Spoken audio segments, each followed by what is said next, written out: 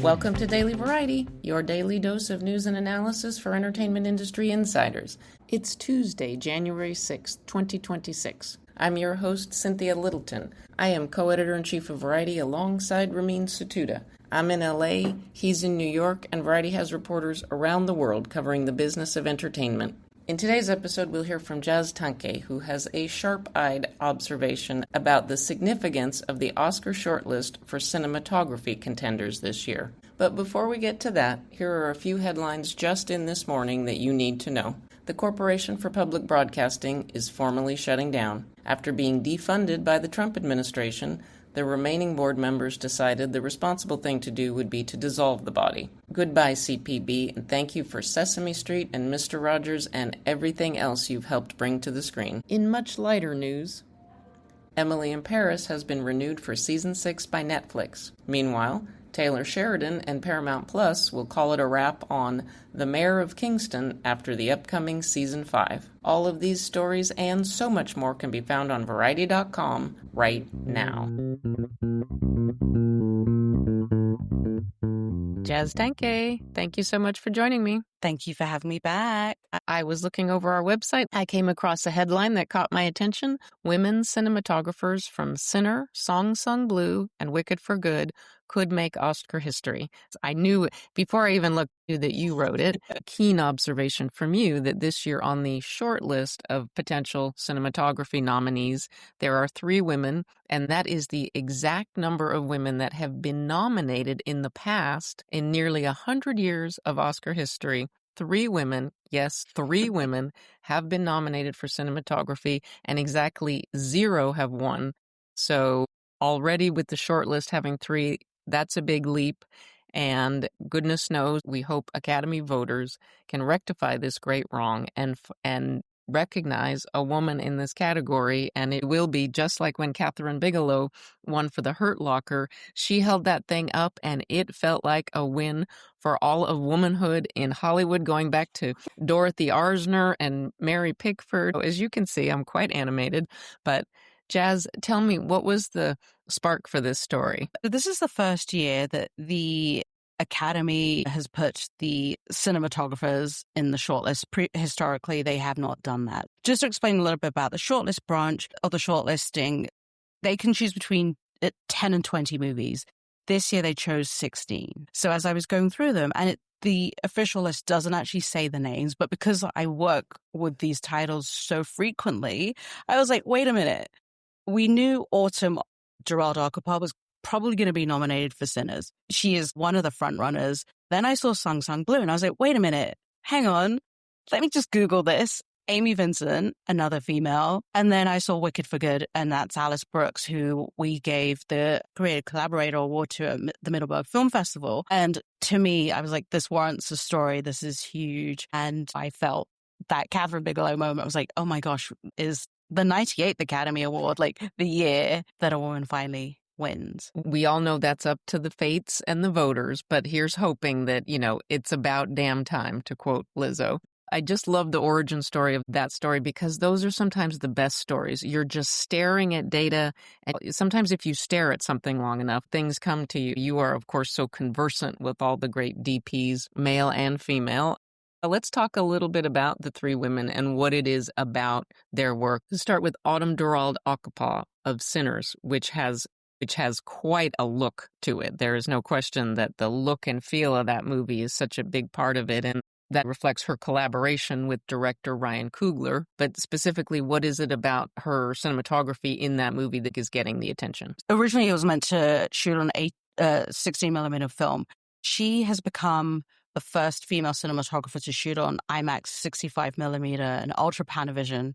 So Sinners just looks incredible.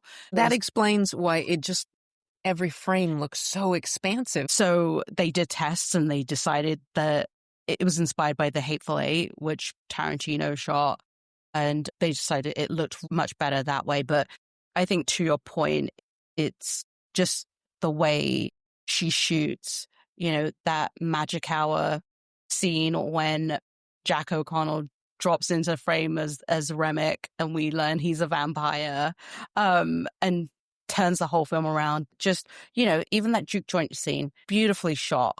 Every single frame in that film is picturesque and incredible. So she's getting a lot of attention. She is also Filipino and African Americans. There's so many ceilings she would shatter if she were to win. Has she worked with Ryan in the past? Have they been collaborators? She's been his go-to cinematographer. All the more reason that it's great that she's getting recognition. Whether it goes all the way to the win, it's definitely great that she's getting the recognition for all the reasons you said. Let's talk about Alice Brooks, too. Also, Wicked for Good. From the minute you go into the movie, forgive me, but you're not in Kansas anymore. Alice Brooks and John Chu, they went to USC Film School together, so they go way back. So it's almost any time John is shooting a movie, he calls Alice. And, the story of Wicked for Good is a lot darker. If anybody's seen the musical, you know that there's a lot happening in that. She says the key to Wicked for Good is the emotion. So how do you reflect that? And she tells such a good story of how she used every color of the rainbow in lighting the movie. And so red, we see, in Nessa Rose's house, who becomes the Wicked Witch of the East, and the house drops on her. Orange is Elphaba's color that reflects transformation. And then blue is the color of love, which you wouldn't normally think of. If you watch the two movies back to back, you see that. So there's so much thought that Alice put into that. She didn't get nominated last year for Wicked, so it's great to see Alice shortlisted for her work on this one. I just love these insights because as I think about it, there are moments when it's bathed in red and moments when it's bathed in a beautiful blue. And somebody had to think about that. Somebody had to have the vision. And another close collaboration, it sounds like, between her and Chu over the years. They go back to film school. He was looking for a cinematographer and heard Alice Brooks was the person. And she's worked with him ever since. Let's talk about Amy Vincent and Song Sung Blue. I have not left the theater pumping my fist for a movie as hard in a long time. I loved it, loved it, loved it. Hugh Jackman and Kate Hudson, chef's kiss, an amazing experience. And Craig Brewer, really just beautifully thought out story, beautifully rendered, based on a true story. Tell me about Amy's work with Craig Brewer. Amy Vincent, I think part of what makes this film so incredible and emotional, because at the end you're like, oh my goodness, is because of Amy's work.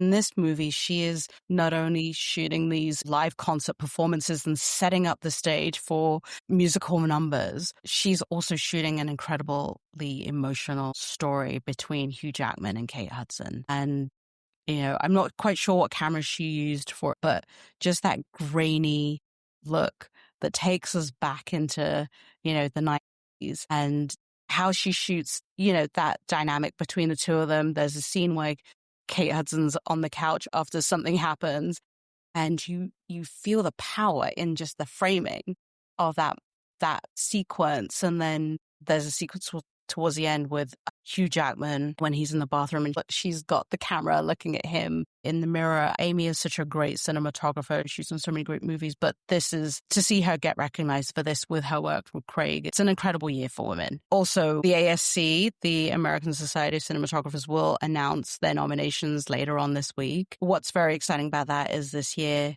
or last year, I should say, Mandy Walker, who was nominated for Elvis, is now the president of that guild. So let's hope that come the Oscars in March, there is a woman on that podium making history. We don't know what's going to happen, but the one thing we do know is you will be there to report on the road to the Oscars and all the awards and kudos in between. Jazz, thank you for taking time on a busy first week of the year. There is no rest for the weary in awards season, and I hope you're taking your vitamin because it's going to be a really busy one this year. We can feel it already. Thank you so much for having me. You're in your element. I love it. Thank you so much, Jazz. Take care. Thank you.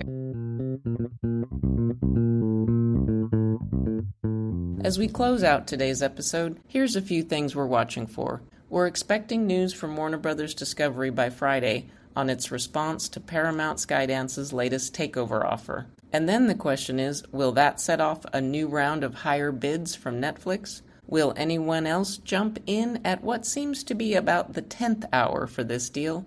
We'll find out. We need to acknowledge that Wednesday, January 7th, marks 1 year since the LA firestorms that devastated the Pacific Palisades and Altadena. It's been a very hard year for so many colleagues and friends. On tomorrow's episode, we'll hear from NBC News correspondent Jacob Soboroff. He's written a book about the disaster that has touched his family deeply. We love to hear from our listeners, so please send thoughts, gripes, and other feedback about Daily Variety to podcasts@variety.com. Before we go, congrats to James Stephen. He's joined Universal Music Group as Executive Vice President and Chief Communications Officer. He is based in New York. He comes to Universal after 10 years with Warner Music Group. Thanks for listening. This episode was written and reported by me, Cynthia Littleton, with contributions from Jazz Tanke. Stick, Snicks, Hick, Picks. Please leave us a review at the podcast platform of your choice, and please tune in tomorrow for another episode of Daily Variety.